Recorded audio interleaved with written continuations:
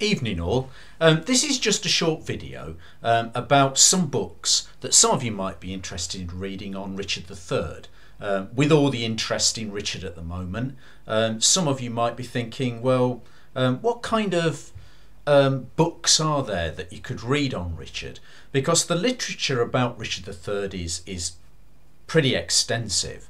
What I've done is I've got a selection here of some of the books that I think are good on Richard III. Some of them are pretty academic, but you know, some of them are more accessible. And so what I've done is just chosen a selection that you know, some people might be thinking of getting out of the library and reading if you want to read about Richard in some degree of detail. First up then is this biography, Richard III by Paul Murray Kendall. It's a very well-known biography. This book is it was published in the 1950s, and it was one of the first full-length biographies in the 20th century to depict Richard in a more positive way and try and get away from the kind of Tudor caricature of Richard III as this hunchback, evil, murdering, nasty piece of work character. And it's a very detailed biography, but it's very easy and straightforward to read, and it does look at the primary sources and challenge some of the primary sources, like Thomas More's, although that was written 30 or 40 years after Richard died anyway, so whether you could call it a primary source is debatable, but it does challenge some of that sort of stuff. I mean, his position on the Princes in the Tower murders is that we don't know whether Richard did it or not, but it's incredibly lazy to just trot out the argument that he did when the whole thing is open to dispute and discussion. And it's a very well written biography.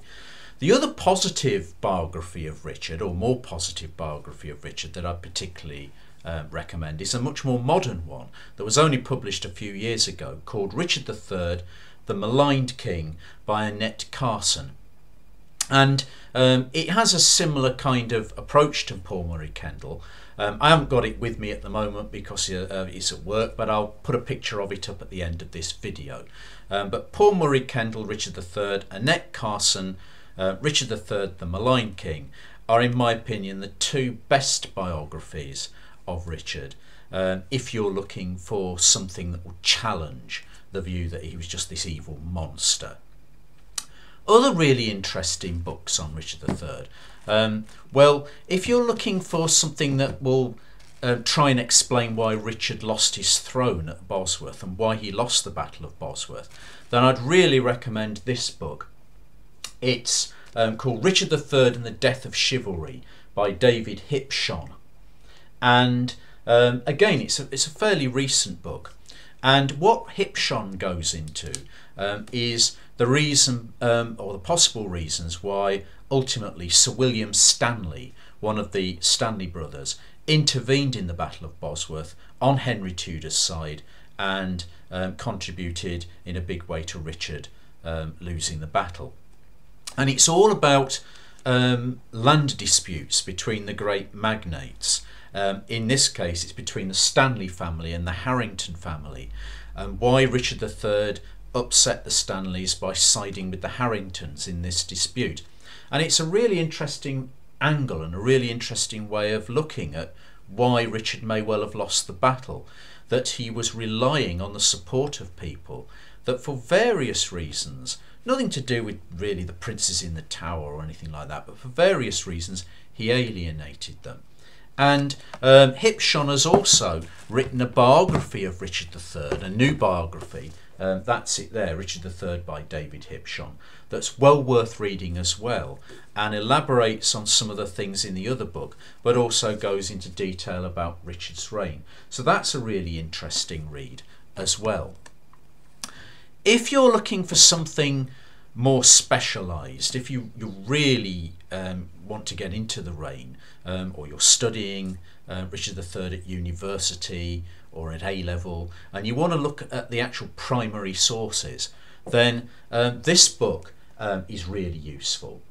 Keith Dockeray, Richard III, a source book. It's a collection of primary sources, being things written around the time. So it's got Dominic Mancini, it's got the Crowland Chronicle, it's got chunks of the later stuff by Sir Thomas More in it, but it's a collection of a range of primary sources. Polydore Virgil as well is in here, with Dockeray introducing them and explaining them, and then you get the chunks of primary material as well. So that's a really useful academic book. If you really want a heavy read and you want a challenge, then this book might well be for you. Richard III, A Study in Service by Rosemary Horrocks. Rosemary Horrocks is a historian that is generally quite critical of Richard III, and her argument is that Richard III's reign only lasted 2 years because he failed to obtain the support of the majority of the Yorkists, split the Yorkist camp, and made himself into an aberration. What people were looking for was continuity. Particularly the nobles were looking for continuity in government. And Richard III started out presenting himself as the continuity candidate who was going to stop the Woodvilles and the Woodville family from monopolising everything. But he ended up alienating the Yorkists and ended up himself being the aberration, the non-continuity candidate. And Henry Tudor's promise to marry Elizabeth of York made Henry appear to be almost like the successor of Edward IV rather than Richard. That basically is her argument, although it's much more complicated than that, and she goes into huge amounts of detail about how medieval government worked. So if any of that means anything to you, and you're really looking for a scholarly work that is about the nature of medieval government, then the Rosemary Horrocks book is probably the one you're looking for. Other books then, I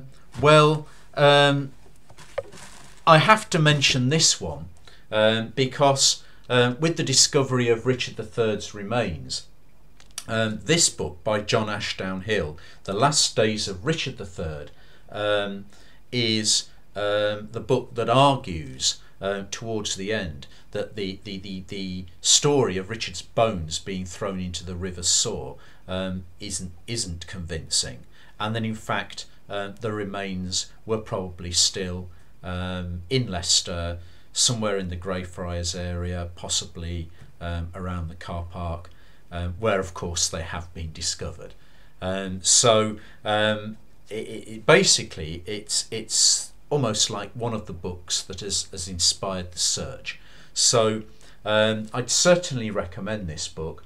It's about Richard's last days, but it also has stuff in it about the DNA analysis that of course has been used to identify the remains. So it's interesting for that reason as well.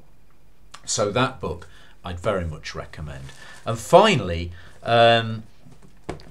this biography by Charles Ross is the one that is still seen by some as the definitive biography. It's quite critical of Richard III, although it doesn't believe that Richard himself is necessarily the reason why things went wrong.